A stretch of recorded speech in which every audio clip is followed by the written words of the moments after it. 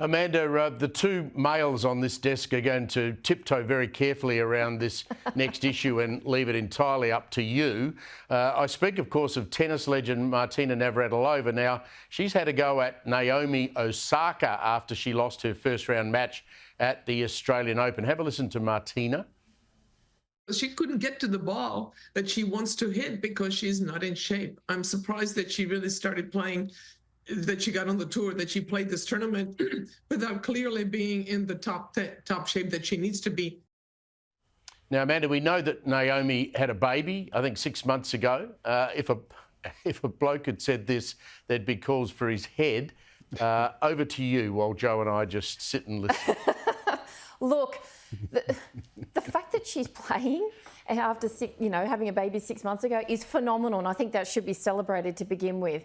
Now, the issue I find wasn't that she was talking about fitness, because a lot of people talk about fitness of male and female. It was that she actually compared her to another lady who had a baby 6 months prior, saying, well, she was able to do it and you're not. So the second you start comparing people, then we get into really murky waters, because really she was saying fitness is fitness, male, female, that way it's fair, but then to point that out is quite insulting. And really, I would much prefer pointing out the positives of someone, because I am sure she's well aware of her level of fitness, and I think we should be celebrating the fact that a mother who's given birth 6 months prior is competing at such a huge tournament.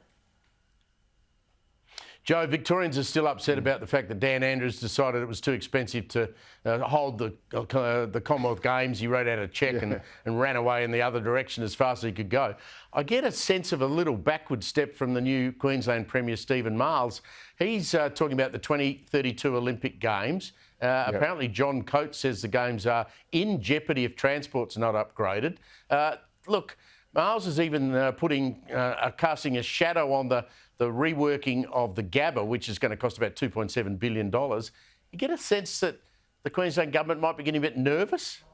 Yeah, there's something about Queensland and Victoria, these left Labor states, and I say that in contrast to the great, mighty, one true, holy Roman Apostolic Church of the New South Wales Right, which is running the show in Sydney. But I just find it staggering that I think, is it something of a kind of left-wing cultural cringe against sport, where you think we don't actually need this? It's only sort of, food and, bread and circuses for the masses, and really, this isn't the sort of stuff we want. We'll announce it to win an election, but then after that, we'll quietly just, cut the umbilical cord. I don't know, but it is passing strange. I mean, Steven Miles has now ordered a review into a $2.7 billion knockdown rebuild of the Gabba that he himself approved as minister assisting the Premier on the Olympics. So he signed off on this thing, and then as soon as he becomes Premier, he's asked for an independent review of the thing he signed. I just don't understand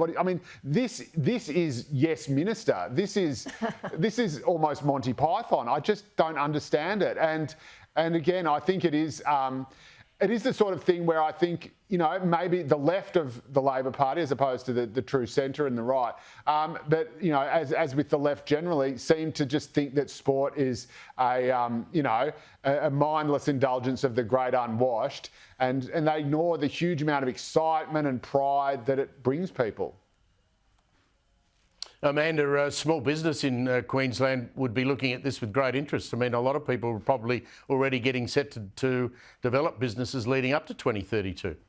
That's right, and they actually go through an entire tender procurement process to put their name forward, and it's quite an investment for a small business to do so.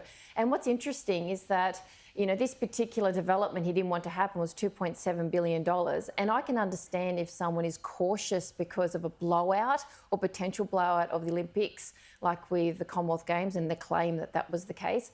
The Tokyo Olympics was $13 billion, and that was 20% above what they actually expected it to cost. So if it's a genuine concern, that's great, because that's what we want. We want our politicians to actually look at the business case and so forth, but make it transparent. Show everyone what's going on. Show them what you signed off on exactly and why that's changed, and be honest and truthful about it, because it does have a ripple effect to the small business owners. A lot of businesses rely heavily on probably 2 to 3 years worth of work from this particular activity. And if they stop it, or if they pull out on something last minute, that could ruin livelihoods. Joe Hildebrand and Amanda Rose, always nice to catch up with you. Thank you very much for joining us tonight.